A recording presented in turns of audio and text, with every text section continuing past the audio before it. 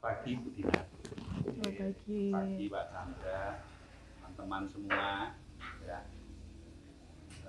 Kita ketemu lagi di sekolah ekoliterasi yang berliterasi. Hari ini kita punya narasumber istimewa, Bu Dinarjati dari Fakultas Hukum UGM. Ya, di bagian apa Bu? Di sana departemen. Iya, departemen Hukum Lingkungan. Dan nanti akan kita membahas kemudian kita diskusi bareng-bareng yang terkait air dan isu-isu keadilan yang muncul. Terima kasih. Dari waktu saya berikan ke Bu Dinar, monggo Bu Dinar. Memulai materi diskusinya. Baik, assalamualaikum warahmatullahi wabarakatuh. Jadi sugeng siang Bapak Ibu sekalian, begitu. Ini saya merasa sangat terhormat dan merasa sangat senang sekali begitu akhirnya bisa bergabung begitu di acara ini. Matur nuwun juga kepada Prof. Chandra yang sudah memberikan kesempatan begitu kepada saya untuk bertemu dengan Bapak Ibu sekalian gitu di sini. Nah, sebenarnya terkait dengan permasalahan air dan juga keadilan begitu. Ini kalau kita berpijak pada tema itu begitu, mungkin ini memang sangat luas ya begitu ya untuk kasus-kasusnya, untuk problematika lingkungan begitu yang terkait dengan permasalahan air di sekitar kita gitu. Jadi mungkin ini kalau saya mohon izin mungkin nanti lebih banyak kita untuk berdiskusi saja karena dari apa yang sudah saya kirimkan begitu untuk PPT-nya begitu, itu mungkin lebih banyak terkait dengan landasan yuridisnya begitu. Jadi mungkin nanti secara abstrak saja begitu untuk landasan yuridis nanti saya sampaikan kepada Bapak Ibu sekalian gitu. Tetapi nanti mungkin lebih banyak kita untuk berdiskusi terkait dengan problematika lingkungan yang terkait dengan permasalahan air ini. Nah, mungkin kalau di slide pertama begitu, itu memang seperti yang sudah Bapak Ibu bisa pirsani begitu di WA grup ya. Nah, itu memang bermula dari saya menyampaikan terkait dengan pengertian dari keadilan itu sendiri sebenarnya. Nah, ini kan memang berpijak dari negara kita sebagai negara hukum sih, ya kan? Negara kita sebagai negara hukum, kemudian memang itu juga sudah ditegaskan sebenarnya di dalam pasal 1 ayat 3 Undang-Undang Dasar 1945 itu, dan juga selain itu juga sudah diatur juga sebenarnya itu di dalam pembukaan Undang-Undang Dasar 1945 di dalam tujuan negara. Gitu ya. Terkait dalam hal ini kalau lebih spesifik kita sampaikan terkait dengan tujuan negara tersebut, yaitu terkait dengan memajukan kesejahteraan umum gitu. Nah, mengapa ini kaitannya dengan permasalahan kesejahteraan begitu? Karena yang namanya air, kita juga tahu bersama bahwa semua makhluk hidup itu membutuhkan air. Kita juga membutuhkan air gitu untuk segala aktivitas kita, dimanapun kita berada pasti kita membutuhkan air. Jadi misalnya ini cuaca saja juga sangat panas ya, kita juga bersyukur sebenarnya ini cuacanya juga sangat panas, baru selang beberapa saat begitu rasanya sudah haus sekali ya rasanya. Dan mungkin kalau misalnya kita minum gitu ya, baik untuk air yang dingin begitu, yang dari freezer ataupun yang air hangat itu kan rasanya lumayan cukup seger ya gitu. Nah, dan kita pun juga tahu kalau misalnya kita kekurangan air juga nanti juga akan berdampak pada tubuh kita, nanti akan menimbulkan dehidrasi dan sebagainya. Nah, Mengapa saya sampaikan di sini terkait dengan permasalahan kesejahteraan begitu? Karena ini pun juga kaitannya dengan air, merupakan sumber daya alam yang memang tidak dapat diperbaharui sih begitu, dan bisa dikatakan 2/3 dari wilayah negara kita, makanya disebut sebagai negara kepulauan, itu adalah perairan begitu ya.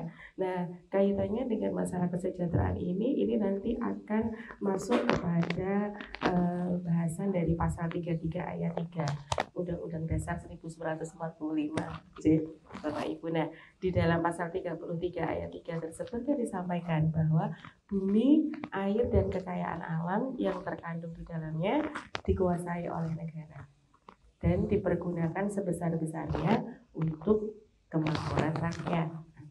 Nah, makanya kemudian ini karena digunakan sebesar-besarnya untuk kemakmuran rakyat.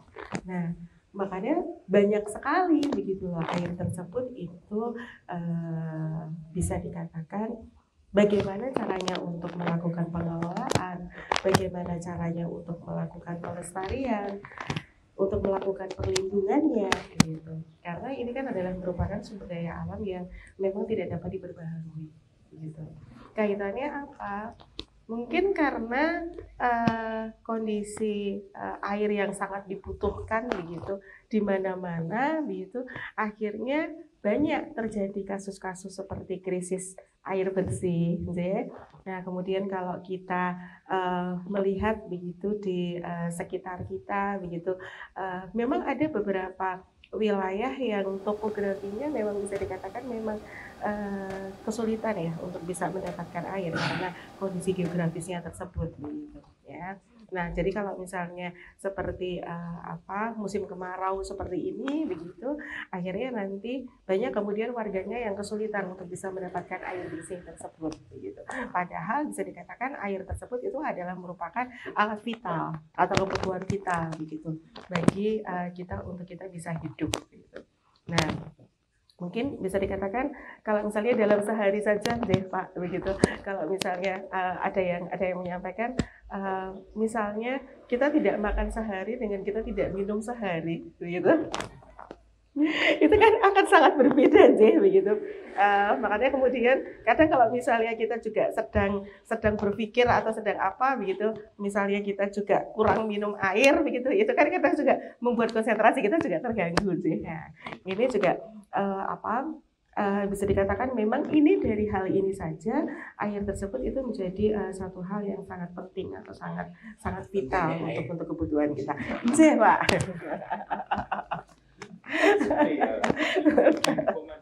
Iya Pak. Nanti daripada dehidrasi makanya kemudian dengan air tersebut untuk kemudian bisa menjadi air minum begitu ya kan, itu kan juga variasinya juga lumayan cukup banyak aja begitu, bisa dengan air putih, bisa dengan air teh sih Pak, kemudian yang lain ya begitu yang bisa kita konsumsi. Nah, karena air tersebut itu merupakan satu hal yang vital, kemudian ini juga melingkupi hajat hidup orang banyak, begitu. Makanya kita harus pintar-pintar untuk bisa menjaga kelestarian dan kemudian melindungi air tersebut, begitu. Terutama terkait dengan air bersihnya itu. Nah, dalam hal ini nanti akan menjadi pertanyaan pada kita begitu dengan berbagai macam kasus-kasus yang ada begitu. Apakah kemudian visi atau tujuan yang ada dalam pasal 33 ayat 3 tersebut yang nantinya akan digunakan sebesar-besar untuk kemakmuran rakyat, itu apakah memang betul-betul itu sudah dapat terrealisasi begitu, atau sampai sejauh mana sih begitu ini kemakmuran rakyat begitu yang notabene itu dilakukan begitu ya terkait dengan adanya ketersediaan air ini. Nah, Mungkin untuk selanjutnya sebelum kita menginjak kepada problematika lingkungan yang lain, begitu kaitannya dengan krisis air ini, saya juga akan sampaikan bahwa landasan yuridis begitu dari pelestarian untuk caranya kita melindungi air ini juga kita bisa melihat dalam pasal 28A Undang-Undang Dasar 1945 begitu, di mana di situ dikatakan bahwa setiap orang berhak untuk hidup serta berhak mempertahankan hidup dan kehidupannya begitu. Nah, salah satu caranya adalah ya dengan air itu ya Pak. Nah, ini seperti ini saya juga sangat nyaman ini berada di dalamnya di dalamnya Pak Taufik deh begitu. Nah, ini kan ada suara gemericik air juga ya. Kan membuat kesannya membuat syahdu, kesannya membuat kita kok untuk diskusi ini menjadi semakin semakin konsentrasi, semakin hening ya Pak ngaten. Nah, kemudian juga di samping itu kita kembali lagi terkait dengan landasan yuridis, selain pasal 28H kita juga mempunyai landasan juga di dalam pasal 28H ya, Undang-Undang Dasar 1945 di dalam pasal 28H di ayat 1 bahwa setiap orang berhak hidup sejahtera lahir dan batin, bertempat tinggal dan mendapatkan lingkungan hidup yang baik dan sehat, serta berhak memperoleh pelayanan kesehatan. Begitu. Kemudian ini mungkin akan saya lanjutkan lagi. Ada ini di dalam pasal 2 ayat 1 ya, Undang-Undang Nomor 5 Tahun 1960 UUPA ya. Di mana di situ disampaikan juga bahwa seluruh bumi, air dan ruang angkasa termasuk kekayaan alam yang terkandung di dalamnya dalam wilayah Republik Indonesia sebagai karunia Tuhan Yang Maha Esa, begitu, adalah bumi, air dan ruang angkasa bangsa Indonesia dan merupakan kekayaan nasional.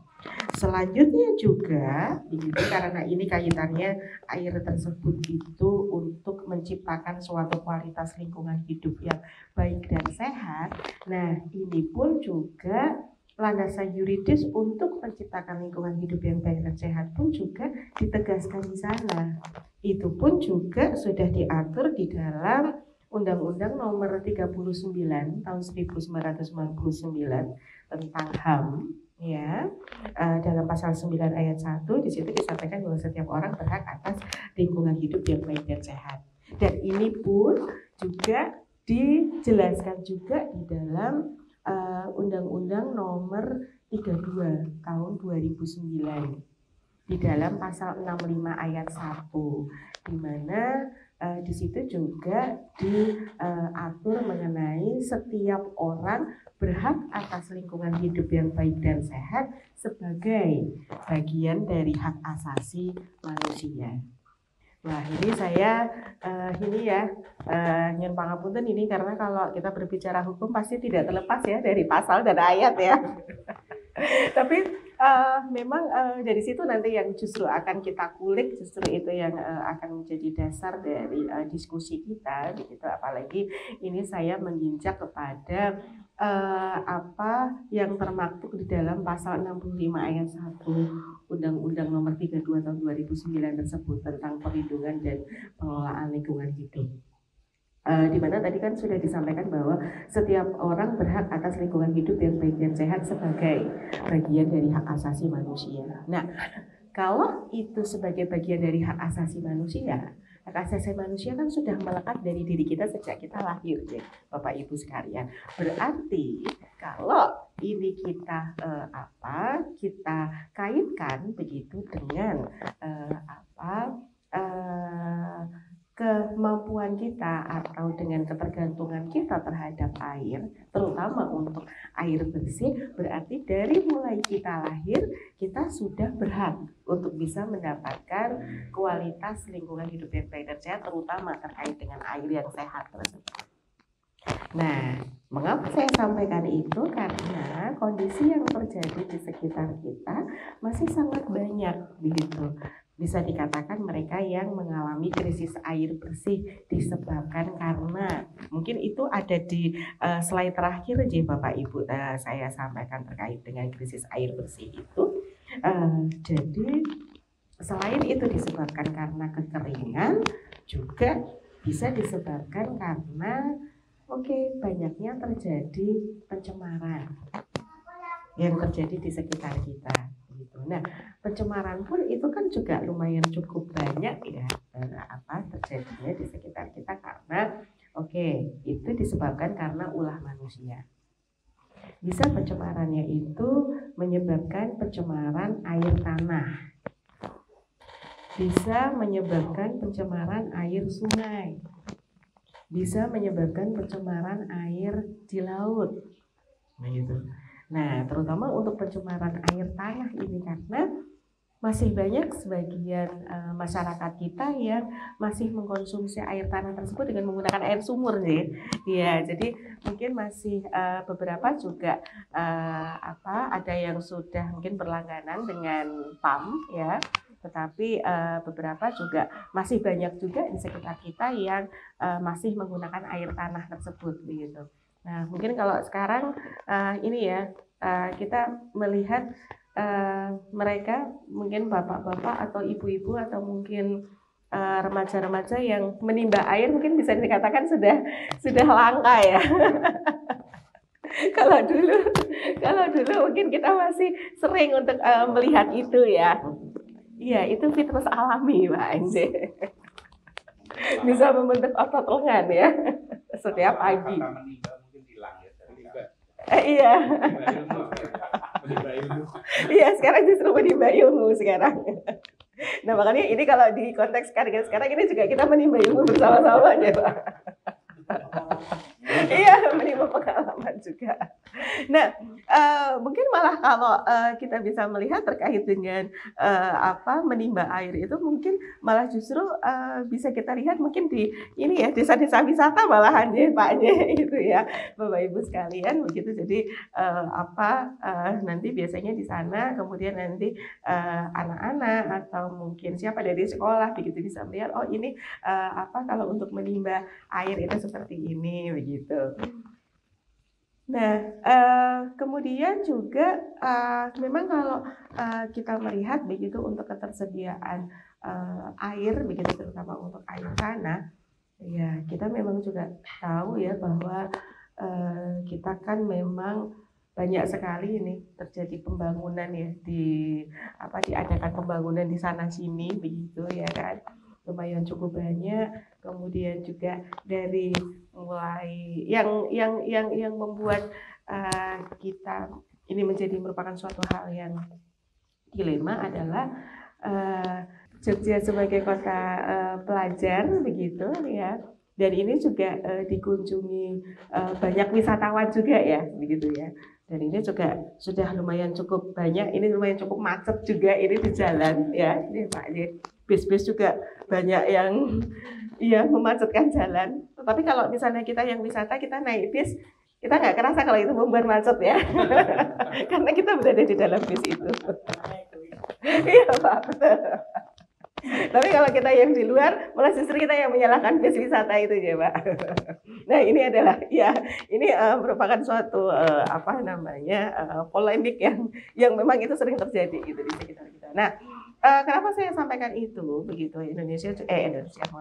Jogja juga menjadi satu kota wisata begitu. Kemudian juga otomatis untuk pembangunan terkait dengan tempat penginapan, hotel dan sebagainya itu juga lumayan cukup banyak, ya kan? Kemudian kemarin juga beberapa waktu yang lalu begitu sempat juga terjadi kasus ya untuk pembangunan satu hotel begitu ya. Nah, yang berada di salah satu sudut kota kita dekat dengan titik nol ya, itu membuat beberapa warga begitu jadi bisa dikatakan untuk air sumurnya itu asap ya. Jadi kalau bahasa Indonesianya asap itu apa? Mengerai itu juga kering deh. Beda deh. Nah, itu kemudian sempat juga pada beberapa warga begitu yang tinggal di sekitaran hotel yang dibangun tersebut begitu, itu kemudian mereka juga menyampaikan aspirasinya begitu. Mereka juga menyampaikan, malah juga ada demonstrasi juga. Sempat itu juga malah ada salah satu aktivis dan tokoh teatrikal ya, sempat kemudian menyampaikan di dalam aspirasinya malah sempat untuk dengan mandi lumpur deh waktu itu begitu. Jadi untuk memberi pesan begitu bahwa banyak warga begitu yang tinggal di sekitar wilayah hotel yang akan dibangun tersebut begitu, itu kesulitan untuk bisa mendapatkan air bersih begitu, karena air sumur mereka, air tanah di lingkup wilayah mereka tersedot dengan adanya pembangunan hotel tersebut begitu. Nah, sebenarnya sih tidak hanya di kota Jogja saja begitu ya, tetapi juga di beberapa kota lainnya seperti Solo itu juga ada juga begitu Pak Bapak Ibu sekalian. Kemudian juga di kota-kota yang lain itu juga sempat bermasalah dengan masalah keterbatasan air itu begitu, karena adanya pembangunan di sekitarnya. Kemudian itu kalau terkait dengan ketersediaan ini ya air bersih terkait dengan air tanah. Kemudian ini dulu juga sempat juga begitu beberapa waktu yang lalu di kota Jogja begitu sempat terjadi ada pencemaran air tanah yang juga disebabkan oleh bakteri E. coli jadi Bapak Ibu deh ya. Waktu itu sempat, kemudian juga memang himbauan dari pemerintah kota saat itu untuk kemudian mengajak begitu dari warganya untuk mencekkan dulu begitu untuk air tanahnya tersebut begitu kepada dinas terkait begitu. Ini sudah melebihi ambang batas atau belum begitu ya. Kemudian kalau ini sudah melebihi ambang batas begitu, itu memang ada satu upaya begitu waktu itu yang dilakukan oleh pemerintah kota saat itu begitu ya kan, dengan kemudian menetralisir begitu dari air tanah warga, dari air sumur warga tersebut begitu. Nah, ini kan juga mohon maaf kalau terkait dengan adanya bakteri E. coli tersebut, itu kan juga disebabkan karena ya ini tadi kembali lagi kepada dilema kita nih Bapak Ibu sekalian ya gitu. Karena sebenarnya kalau jarak ideal begitu dari rumah sampai kemudian di masing-masing rumah itu mempunyai septic tank ya, itu kan jaraknya sebenarnya minimal saja itu kan 10 meter ya.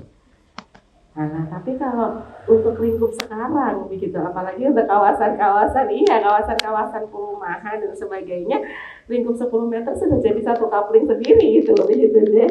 Nah, ini makanya kemudian akhirnya yang bisa dilakukan saat itu, yang bisa dilakukan adalah dengan menggunakan septic tank komunal begitu. Jadi bersama-sama begitu oleh warga. Nah, ini yang latar belakang kenapa pada waktu itu pencemaran air tanah yang disebabkan oleh bakteri E. coli tersebut itu meningkat. Begitu. Nah, ini sebenarnya waktu itu hampir bersamaan begitu Bapak Ibu dengan kasus yang terjadi di Jepang. Ya, waktu itu juga pernah ada juga sama.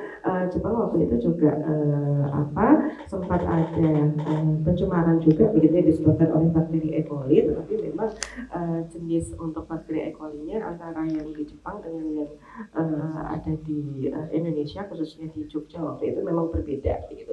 Jadi jenis bakterinya lumayan lebih ganas begitu Prof ya, yang di Jepang begitu, karena itu katanya untuk bisa mati pun itu untuk suhu 100 derajat Celcius saja itu sepertinya belum bisa begitu. Jadi harus dalam suhu yang lumayan cukup tinggi begitu, sekitar 300 sampai 400 derajat itu baru musnah begitu. Itu untuk yang di Jepang begitu. Nah, ini salah satu hal begitu, mungkin ini terkait dengan krisis air bersih yang kita hadapi ya begitu. Ini saya sampaikan mungkin problematikanya begitu di sekitar kita.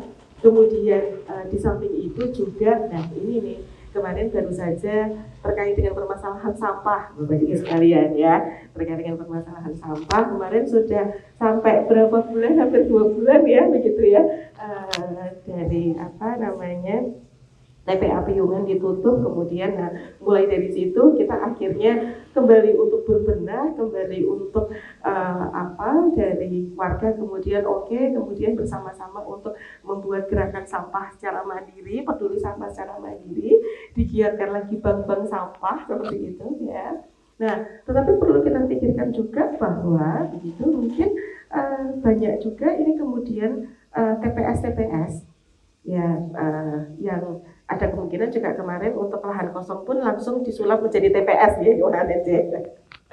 Nah itu tidak hanya di TPS tapi juga di TPA itu sendiri begitu ya, yang dijadikan sebagai tempat pembuangan sampah itu.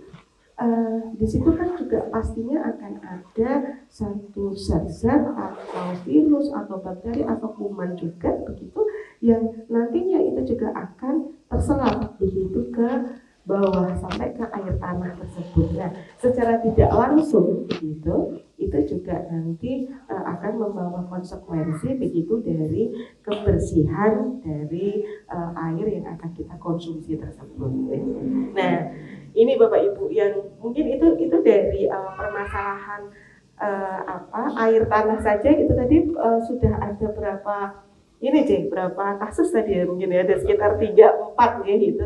Itu yang terjadi di sekitar kita gitu. Secara tidak kita sadari begitu ternyata. Oh iya ya, ternyata ini dari perilaku atau habit manusia, habit warga selama ini begitu.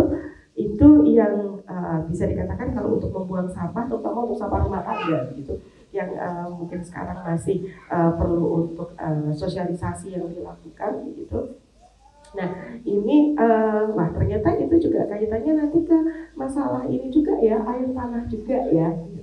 Nah ini perlu menjadi perhatian kita bersama Bapak Ibu sekalian. Nah kemudian ini terkait dengan pencemaran air, di mana pencemaran air tersebut terjadi di sungai. Nah ini kalau sungai ini lumayan cukup banyak juga begitu faktor penyebabnya ya begitu, karena kalau yang namanya pencemaran kan memang ada yang memang itu dilakukan oleh manusia secara sengaja gitu, dilakukan oleh manusia, dan memang itu yang terjadi karena faktor alam begitu. Kalau faktor alam memang itu terjadi karena bencana alam begitu, seperti misalnya gunung meletus ya, seperti misalnya tsunami, gempa bumi. Nah itu kemudian nanti bisa menyebabkan terjadinya pencemaran begitu. Nah, tetapi karena ulah manusia di sini, begitu pencemaran sungai yang terjadi, nah buang sampah sembarangan di sungai, ya kan. Kemudian meskipun itu sudah ada larangannya, sudah ditulis dilarang buang sampah di sungai, begitu, tapi kadang kalau saya sering melihat begitu, mungkin juga melihat di tayangan media sosial atau di tayangan TV ya, begitu. Malah malam-malam itu biasanya nanti dibuang ya di sungai gitu. Ibaratnya dilarung gitu. Nah kemudian belum lagi begitu untuk sampah-sampah rumah tangga di mana rumah-rumahnya tersebut itu berada di pinggir sungai ya, berada di sekitar bantaran sungai begitu. Nah itu kemudian banyak sampah-sampah rumah tangga yang langsung dibuang ke sana gitu. Kemudian juga ini terkait juga dengan mungkin industri-industri kecil ya begitu ya, seperti misalnya laundry atau misalnya industri-industri seperti misalnya tahu, tempe atau makanan-makanan kecil lainnya, atau juga industri tekstil begitu ya. Ada mereka yang kemudian membuang limbahnya begitu karena mereka belum mempunyai IPAL sendiri, itu kemudian langsung dibuang ke sungai begitu. Nah ini kan juga pastinya juga akan membuat kondisi air sungai juga bisa dikatakan sudah menjadi tidak sehat ya begitu, karena untuk kita menyampaikan itu apakah ini sudah tercemar atau belum kan memang ini harus ada tindakan lebih lanjut, harus ada penelitian lebih lanjut apakah ini sudah masuk di dalam ambang batas, lebih dari ambang batas atau tidak, seperti itu ya. Nah ini itu kalau terkait dengan pencemaran di sungai, belum lagi juga selain sungai juga ada pencemaran laut juga gitu. Jadi pencemaran laut banyak juga ini terkait dengan masih sampah. Terutama mungkin kalau misalnya memang lebih fleksibel, memang sekarang apa-apa kita menggunakan plastik nih. Untuk yang saya mungkin untuk lebih fleksibel gitu, itu mungkin juga kalau misalnya saya pun juga kalau misalnya pergi-pergi atau apa mungkin secara gampang begitu kita mampir di minimarket atau mampir di toko kontak kemudian membeli air mineral begitu di dalam botol kemasan begitu, dan itu juga menggunakan plastik juga begitu ya kan. Nah kemudian kadang kita juga kalau belanja misalnya di minimarket pun begitu, kita dengan membayar hanya Rp200 udah nggak apa-apa lah pakai kresek saja gitu. Nah akhirnya apa, kita meninggalkan sampah plastik gitu, dan ternyata sampah plastik itu begitu itu sangat lama sekali bisa terurai gitu.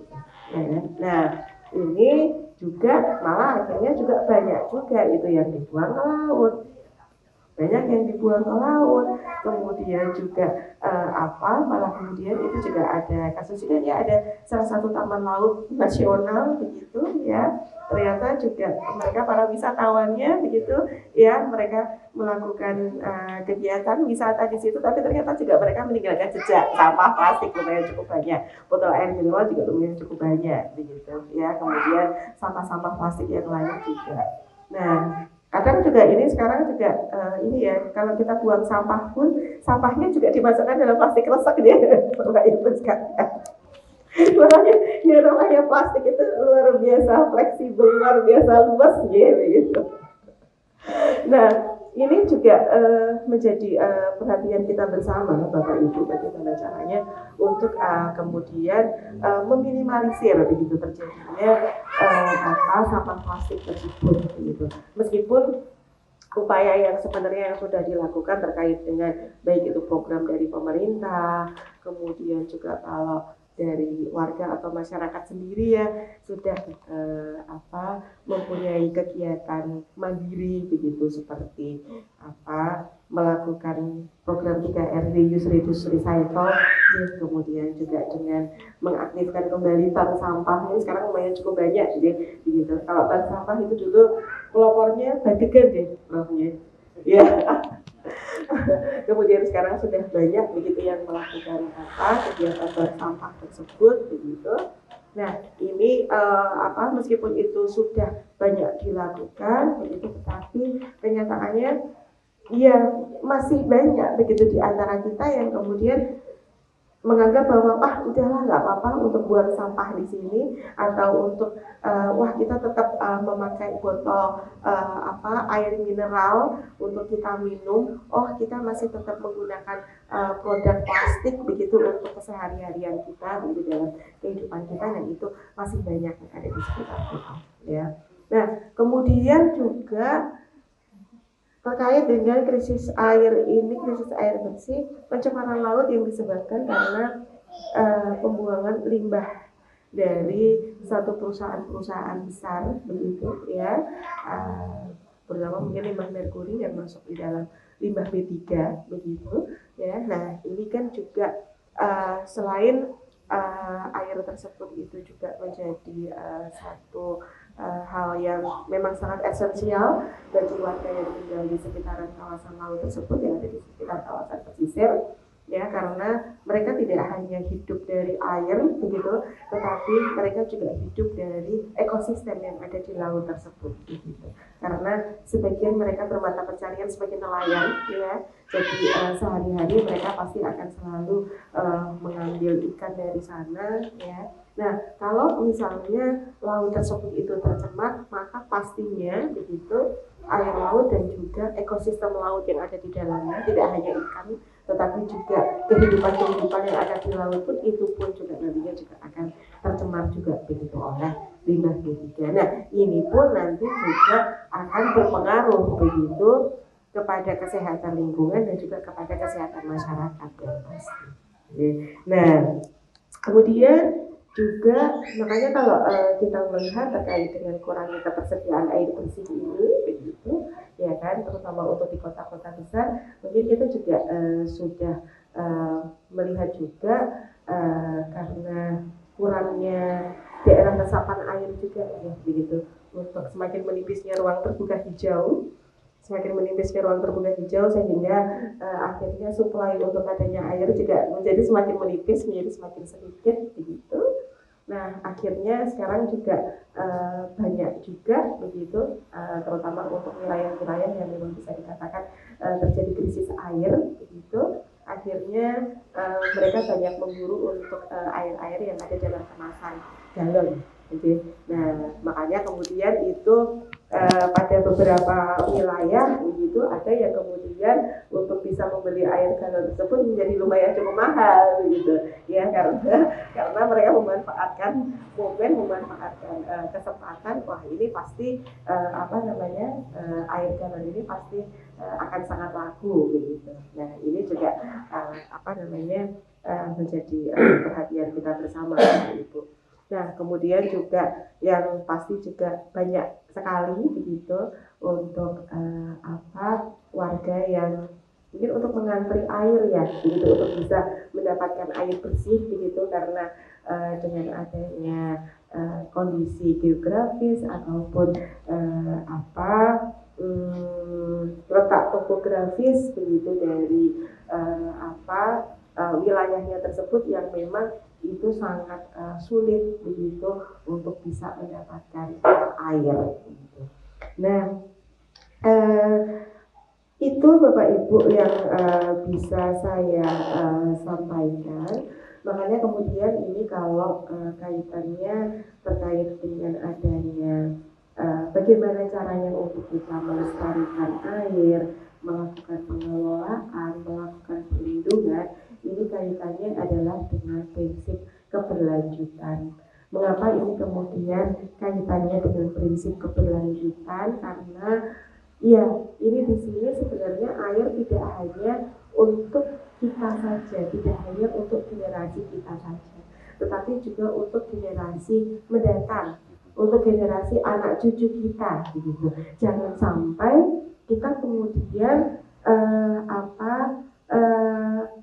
melihat bahwa anak cucu kita mendatang tidak kebagian adanya air bersih itu begitu. Dan kemudian untuk bisa mendapatkan air bersih pun begitu, ya, itu pun juga caranya juga yaitu tadi Pak, harus antri, harus membeli begitu, seperti itu. Kita sudah tidak bisa lagi untuk mengambil air bersih begitu dari air tanah begitu, ya. Jadi nah ini yang perlu kita perhatikan, perlu kita kritisi bersama begitu, terutama untuk ketersediaan air bersih ini, karena bisa dikatakan saat ini mungkin Indonesia sudah sedikit mengalami krisis air bersih, ya, terutama untuk di musim kemarau ini begitu. Sebenarnya tidak hanya di wilayah-wilayah yang tadi saya sampaikan, wilayah topografisnya kesulitan air begitu, tetapi sudah di kota-kota besar begitu, dengan adanya dampak pembangunan, ya, globalisasi ini begitu, itu juga berpengaruh juga begitu terhadap